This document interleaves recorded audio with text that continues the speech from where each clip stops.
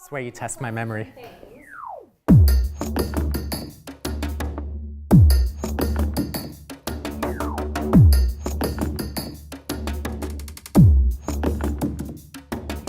I went to a school in Canada called the National Ballet School. In that school, they had a photography program. And I don't know what happened. It just I completely fell in love with photography. I spent all my spare time out shooting. And at that time, I was mostly interested in street photography.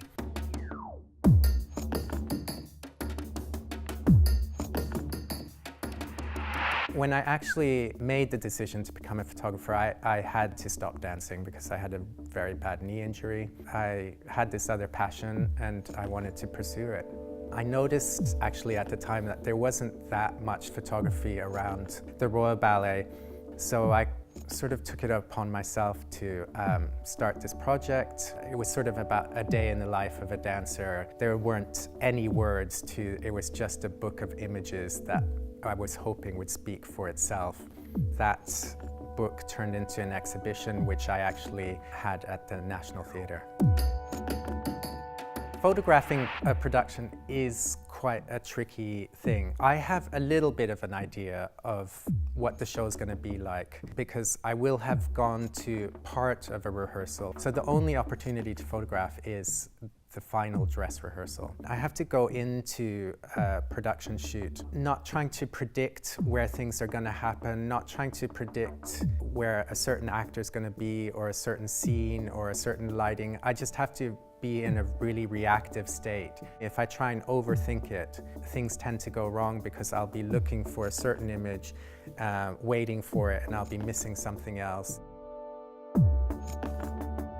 Because of my background in dance, I've been studying aesthetics of line and movement and how people speak through their bodies for a long time. Sometimes I like to translate the movement part of what you get in dance into theatre. And in a production, for example, like People, Places and Things, the lead actress, she's affected by drugs a lot. And I thought it would be a perfect moment to combine a bit of movement to kind of accentuate that feeling of being not in your mind. Follies was just wonderful. I mean, the set, the lighting, the actors, and the subject matter was just made for photography in a way. A lot of Follies happens actually behind a wall, and you just see glimpses of it. But I was able to get on stage and shoot behind a bit. There are just some really atmospheric and beautiful images.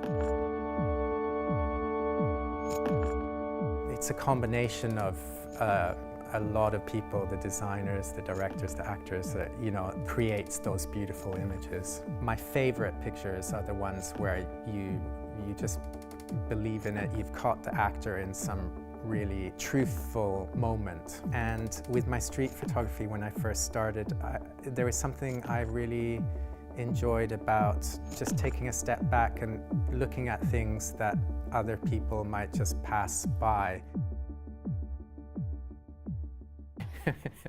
I basically remember.